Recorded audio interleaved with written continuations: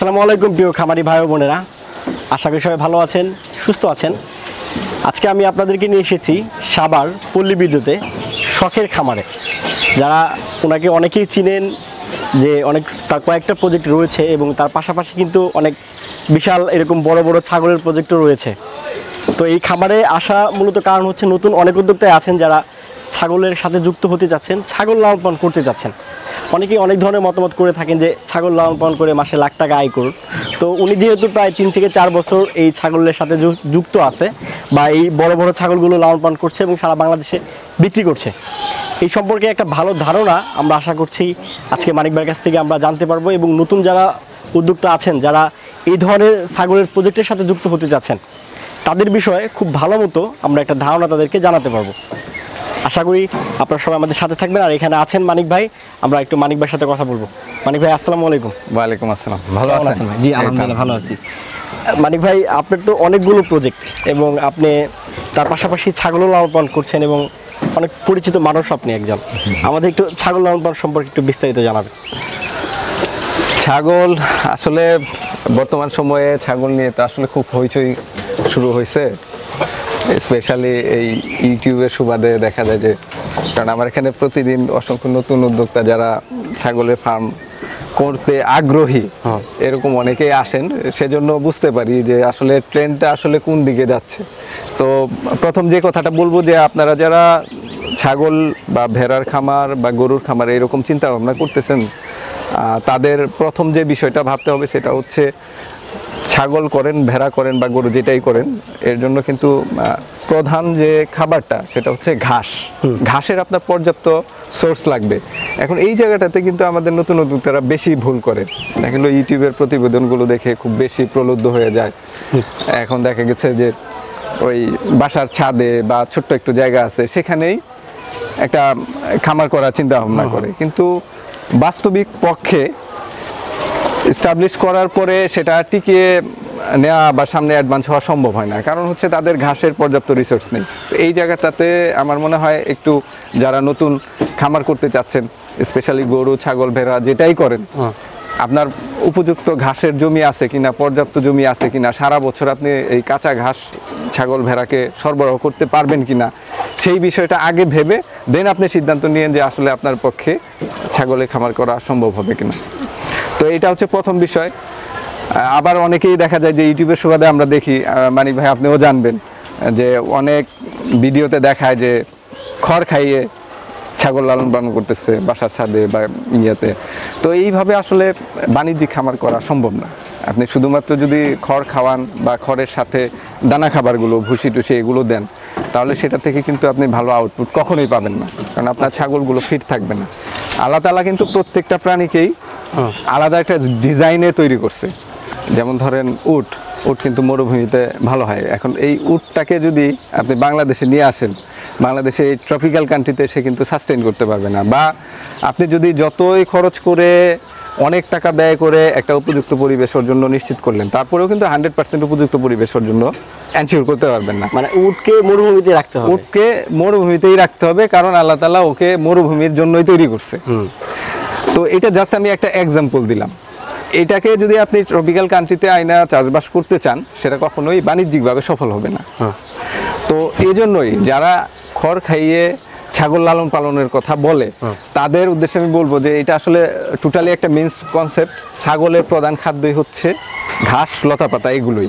আল্লাহ তাআলা কিন্তু ওদেরকে এইভাবেই ডিজাইন করে দিচ্ছে যে এরা ঘাস খাবে, এইটাই এদের প্রধান খাদ্য। ইভেন আপনি যদি ছাগলকে দানা খাবার নাও দেন, যেমন আমরা যে বিভিন্ন ধরনের ভুসি দেই, গম দেই, ভুট্টা দেই, এই ধরনের দানা খাবার যদি আপনি নাও দেন, তারপরে কিন্তু ছাগল একবারে সফলভাবে এবং বাণিজ্যিকভাবে লাভজনকভাবে লালন পালন করা সম্ভব, যদি আপনি পর্যাপ্ত ঘাস ওদের দিতে পারেন।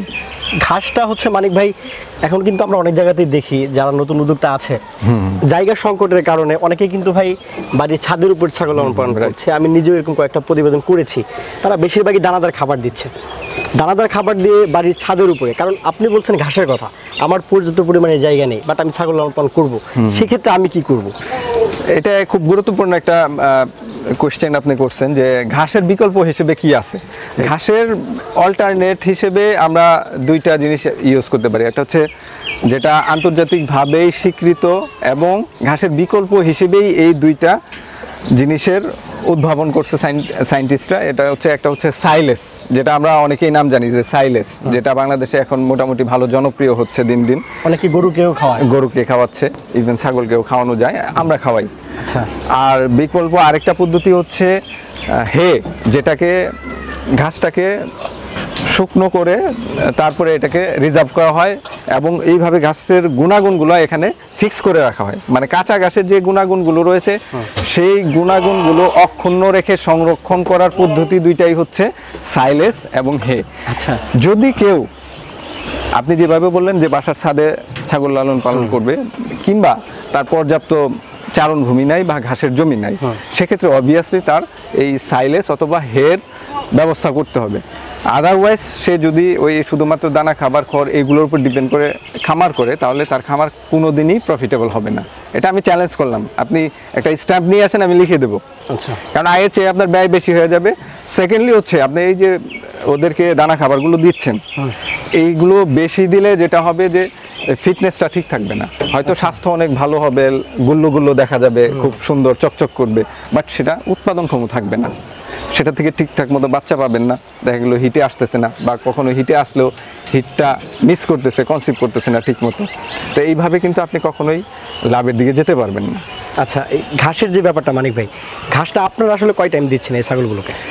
ঘাস যদি ফ্র্যাঙ্কলি আমি বলি, তা আমাদের খামার ম্যানেজমেন্টে ঘাসটাই হচ্ছে আমরা প্রায়োরিটি দিই। আমরা এটাকে সারা দিনই ঘাস দিই। দানাদার খাবার কি? দানাদার খাবার হচ্ছে বছরের, এটা আমি ইয়ারলি যদি একটা বলি, যেহেতু আপনি আসছেন, আপনার মাধ্যমে মেসেজগুলো অনেকেই জানতে চায়, মেসেজগুলো সবাইকে থ্রো করা, আপনার থ্রোতে মানে পৌঁছে দেওয়া, যে আমরা সাধারণত ম্যানেজমেন্টটা এইভাবে করি যে ইয়ারলি একটা কস্টিং করি সারা বছরের।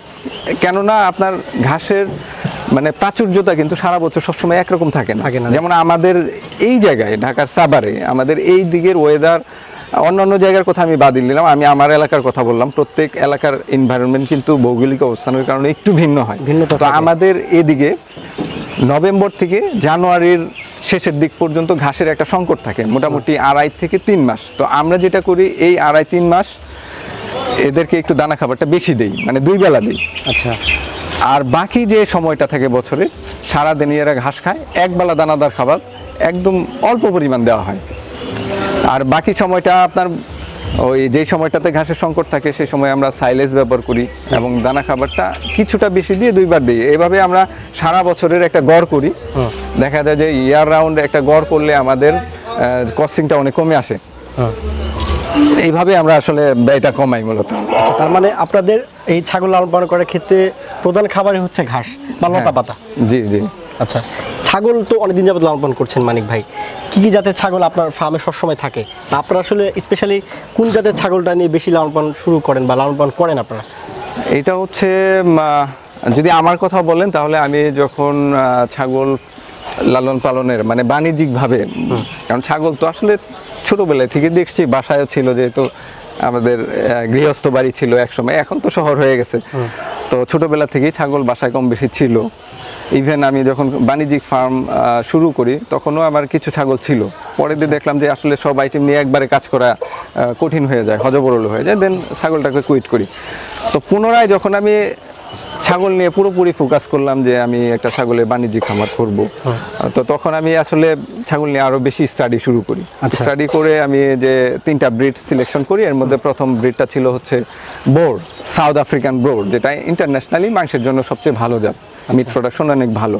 সেকেন্ডলি ছিল হচ্ছে বিটল, থার্ডলি ছিল আমার শিরোহী। তো আমি আসলে প্রথম 2টা এফোর্ড করতে পারি নাই, ওইরকম ভালো ব্রিডের সংগ্রহ করতে পারি নাই, বা বাংলাদেশে অ্যাভেলেবেল না, এটা আপনি জানেনও।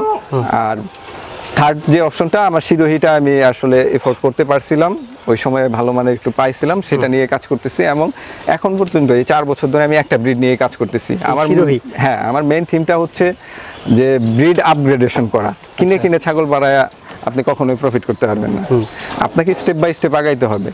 এটা একটা লেন্দি প্রসেস, ফার্মিংটাই আসলে একটা লেন্দি প্রসেস। আপনি যদি শর্টকাট খুঁজেন তাহলে কখনোই সফল হতে পারবেন না। এইখানে যেটা পয়েন্ট মানিক ভাই, অনেক নতুন উদ্যোক্তা আছে যারা শর্টকাট খোঁজে যে আমি 20টা ছাগল লালন পালন করবো, মাস শেষে আমি 30,000 40,000 টাকা আয় করবো। আমার মনে হয় এটা একটা ভুল ডিসিশন। এইটা একটা সম্পূর্ণ ভুল সিদ্ধান্ত, এটা কোয়াইট ইম্পসিবল। 20টা ছাগল থেকে কখনোই মাসে 30-40 হাজার টাকা ইনকাম করা সম্ভব না, আচ্ছা, স্পেশালি প্রথম দিকে। কারণ একটা বাণিজ্যিক খামার যদি আপনি করতে চান তাহলে অবশ্যই আপনাকে 30-40টা ছাগল থাকতে হবে আপনার ফার্মে। দেন এটাকে আপনি অন্তত মানে এস্টাবলিশের শুরুর থেকে 1.5 থেকে 2 বছর পর্যন্ত খুব ভালো মতো টেক কেয়ার করে ওয়েল ম্যানেজমেন্টের সাথে এটাকে আগায় নিতে হবে। আচ্ছা, তারপরে দিয়ে আপনি হয়তো মান্থলি একটা রিটার্ন পাবেন। কারণ আপনি যখন এস্টাবলিশ করলেন, ধরেন আজকেই আপনি এস্টাবলিশ করলেন, আর কালকে থেকে কিন্তু আপনি ফার্মে বাচ্চা পাওয়া শুরু করবেন না। বা ধরেন যে আগামী মাস থেকে আপনি বাচ্চা পাইলেন, এখন বাচ্চা পাওয়ার সাথে সাথে আপনি কিন্তু বিক্রি করতে পারবেন না। বাচ্চাটা ওয়েনিং পিরিয়ড, যেটা মানে মায়ের দুধ যে খায় সেই পিরিয়ডটা থাকে 3 থেকে 4 মাস। তো আপনি বিক্রি করলেও হলেও আপনি অন্তত 4 মাস পরে বিক্রি করতে হবে। এখন দেখা গেল যে আপনার খামারে যে বাচ্চা হইলো ধরেন 10টায় কি আপনি বিক্রি করে দিবেন? তাহলে খামার আপনার আগে বাড়বে কিভাবে, বা খামার আপনার বড় হবে কিভাবে? তো সেই জন্য দেখা যাবে যে প্রাইমারি স্টেজে হয়তো আপনি ছেলে বাচ্চা যেগুলো সেগুলো চাইলে বিক্রি করতে পারবেন, মেয়ে বাচ্চাগুলো রেখে দিতে হবে, সেগুলো আবার পরবর্তী প্রজননের জন্য রেখে দিতে হবে। তো এইভাবে করে কিন্তু একটা মেয়ে বাচ্চা যে হইলো আজকে, সেটা কিন্তু অ্যাডাল্ট হবে প্রায় 1 বছর পরে। 1 বছর তাকে সময় দিতে হবে। হ্যাঁ, তারপরে সেটা প্রজনন করবে।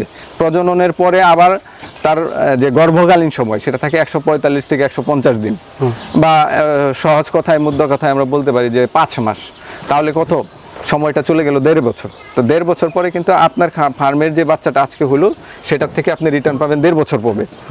তো সেই জন্যই সাধারণত যারা ছাগল নিয়ে গবেষণা করেন, যে বিজ্ঞজনরা আছে বা আমরা যারা দীর্ঘদিন ধরে খামার করছি, আমরা এই কথাটাই বা এই সাজেশনটাই সবাইকে দেই, বা এই মেসেজটাই দেই যে আপনি যদি বাণিজ্যিক ছাগল খামার করতে চান অন্তত আপনাকে 1.5 থেকে 2 বছর অপেক্ষা করতে হবে এখান থেকে রিটার্ন আসতে।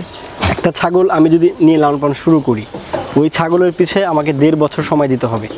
1.5 বছর পরে গিয়ে আমি এই ছাগলটা থেকে লাভ পাবো।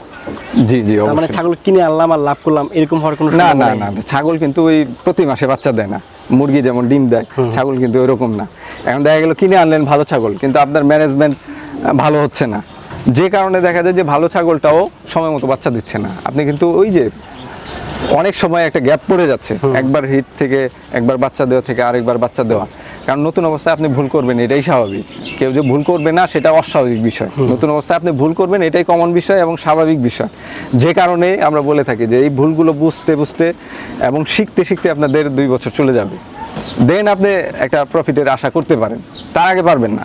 আচ্ছা, ছাগলের রোগ বালাই সম্পর্কে মানিক ভাই আপনি যেটা বললেন, আপনারা তো অনেকদিন যাবত ছাগল লালন পালন করেন এবং আমার জানা মতে আপনারা এই ছাগল পালনে অনেক পারদর্শী। আপনাদের কাছ থেকে অনেকেই আসে ট্রেনিং নেওয়ার জন্য, আপনারা নিজেরাও ট্রেনিং দিচ্ছেন।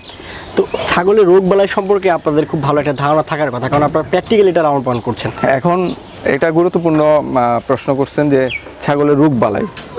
এখানে কিন্তু যে বিষয়টা সবচেয়ে গুরুত্বপূর্ণ সেটা হচ্ছে আপনার ম্যানেজমেন্ট ভালো হতে হবে। আপনি যদি আপনার খামারের ম্যানেজমেন্ট ভালো না করতে পারেন তাহলে রোগবালাই লেগেই থাকবে। আপনি ম্যানেজমেন্ট যত ভালো দক্ষতার সাথে করতে পারবেন তত বেশি আপনার খামারটা সেফ থাকবে। তবে আমি যে কথাটা বলবো যে এখানে আপনার ওই প্রশ্নের উত্তর দেওয়ার আগে আরেকটা কথা আমি বলি। আমি কিন্তু আসলে গরু, ছাগল, মুরগি, মানে পাখি টাখি কবুতর থেকে শুরু করে সবকিছু কম বেশি পাচ্ছি বিগত অনেক বছর ধরেই, এবং ছোটবেলা থেকেই শৌখিন মানসিকতার হওয়াতে এগুলো যে সবকিছুই ছিল কম বেশি। তা আমার এক্সপিরিয়েন্সে যে আমি যেটা বলবো যে গরু, ইভেন মুরগি পালার তুলনায়ও ছাগল পালন সহজ, অনেক সহজ। কিন্তু মানিক ভাই, মুরগি লালন পালন করতে গেলে তো আমি অল্প জায়গায় করতে পারছি এবং আমার খরচ মানে টাকার দিকটা হিসাব করলে খরচটা অনেক কম যাচ্ছে। সহজ আসলে কোন দিকটা বিবেচনা করে আপনি বলেন, টাকার দিকে নাকি জায়গার ক্ষেত্রে? এখন ইনভেস্টমেন্টের কথা যদি চিন্তা করেন তাহলে ছাগলে মুরগির তুলনায় কিছুটা বেশি লাগবে, বাট সহজ হচ্ছে আপনার মেইনটেনেন্সে। আচ্ছা, মুরগিটা হাইলি সেনসিটিভ, এটা প্রচুর রোগবালাই হয়, ভ্যাকসিনেশনও অনেক বেশি, এবং এই একদিনের বাচ্চাটাকে ব্রোডিং থেকে শুরু করে বড় করা পর্যন্ত অনেক বেশি টেক কেয়ার করতে হয় এবং 24/7 এটাকে অবজার্ভে রাখতে হয়। কিন্তু সেটা তো বাড়ির ভাই তুলনায় ছাগলটা কিন্তু ইজি। এই যে দেখেন আপনি আমার এখানে দেখতে পাচ্ছেন, এখানে প্রায় 100 ছাগল আছে। যদিও অত ভালো বোঝা যাচ্ছে না, ছড়াই সিটে আছে, ওই যে বাচ্চা কাচ্চা পিছনে যা আছে চিপা চাপায় সব মিলে। এখানে দেখেন আমার 100-র মতো ছাগল কিন্তু একজন মাত্র লোক দিয়ে লালন পালন করা সম্ভব। এখানে মেনটেনেন্সের জন্য আলাদা তেমন কোনো কষ্ট নাই। ঘাস এনে আমরা এই খাঁচাগুলোতে দিয়ে দিচ্ছি, এটা কিন্তু খেয়ে নিচ্ছে। এখন মেনটেনেন্সের যে বিষয়টা বললাম, মেনটেনেন্সের বিষয়টা কিন্তু এখানেই। এখন আপনি ঘাস এইভাবে যদি দেন, আমরা যেভাবে করছি, একজন মানুষ দিয়ে আপনি 100 ছাগল পালাইতে পারবেন। কারণ আমাদের ছাগলগুলোর একটারও গলায় এখন পর্যন্ত দেখছেন আপনি, দেখতেই তো পাচ্ছেন একটার গলায় কিন্তু দড়ি নাই। না, আপনি তো অনেক জায়গায় ভিডিও করার জন্য যান, অনেক জায়গায় দেখছেন যে হয় ছোট ছোট কেজে বন্দি করে রাখে, আর না হলে দড়ি দিয়ে বেঁধে রাখে। তো এগুলো কিন্তু মিসকনসেপ্ট। আচ্ছা, এইগুলো আমি যদি বলি তাহলে এটা হবে হচ্ছে প্রাণী অধিকার হরণ করা। আপনি একটা প্রাণীকে কোনোভাবেই খাঁচায় বন্দি করে বা রশি দিয়ে বেঁধে কষ্ট দিতে পারেন না। আপনি যদি এইভাবে খোলামেলা জায়গায় ছেড়ে রাখেন, তাহলে এই যে ম্যানেজমেন্টের যে কথাটা বললাম, ম্যানেজমেন্টটা একদম ইজি হয়ে যাবে। আপনার এখানে আলাদা কোনো শ্রমই দিতে হবে না। আপনি জাস্ট খাবার পানিটা নিশ্চিত করবেন, আর কিছুই না। ওদের জন্য স্পেশাল টেক কেয়ার করতে হয় না। একটা গরুকে 2 বেলা 3 বেলা গোসল করাইতে হয়, গোবর পরিষ্কার করতে হয়, দুধের গাভী হলে দুধ দোয়াইতে হয়, দুধ বাজারে বিক্রি করতে হয়। এটা কিন্তু একটা বিশাল প্যারার ব্যাপার সারাদিন। ছাগলে কিন্তু এই ধরনের ঝামেলাগুলো কম। হয়তো সপ্তাহে একদিন আপনি গোসল করাইলেন, আর বাকি আলাদা কোনো ম্যানেজমেন্ট তেমন লাগে না। ফুড ম্যানেজমেন্টটা ঠিকঠাক মতো হলে, পর্যাপ্ত ঘাস দিলে আর দানা দাবার খাবারগুলো একটু সময় মতো রুটিন মতো দিলে, আমার মনে হয় আর কোনো কিছু করা লাগে না। দেন যে আপনি রোগ বালাইয়ের কথা বললেন, এই ম্যানেজমেন্টটা যদি ঠিক থাকে তাহলে আপনার রোগ বালাই তেমন হবে না। পরিষ্কার পরিচ্ছন্নতা ঠিক মতো মেনটেন করবেন। এরপরে হচ্ছে পানিগুলো স্বচ্ছ আছে কিনা, ভালো আছে কিনা, নোংরা আছে কিনা, সেগুলো খেয়াল রাখতে হবে। একদম পরিষ্কার বিশুদ্ধ পানি দিতে হবে। ঘাসটা দিচ্ছেন, পর্যাপ্ত ঘাস দিচ্ছেন কিনা সেটা নিশ্চিত করতে হবে। আর এই খোলামেলা পরিবেশে, একদম বালু টালু আছে এরকম পরিবেশে, মাটির সংস্পর্শে আছে এরকম পরিবেশে, একদম শুষ্ক পরিবেশে ছেড়ে রাখতে হবে। আচ্ছা, তাহলে এরা শীত গ্রীষ্ম বর্ষা যেই ওয়েদারই থাক না কেন অসুস্থ হবে না। আর ছাগলের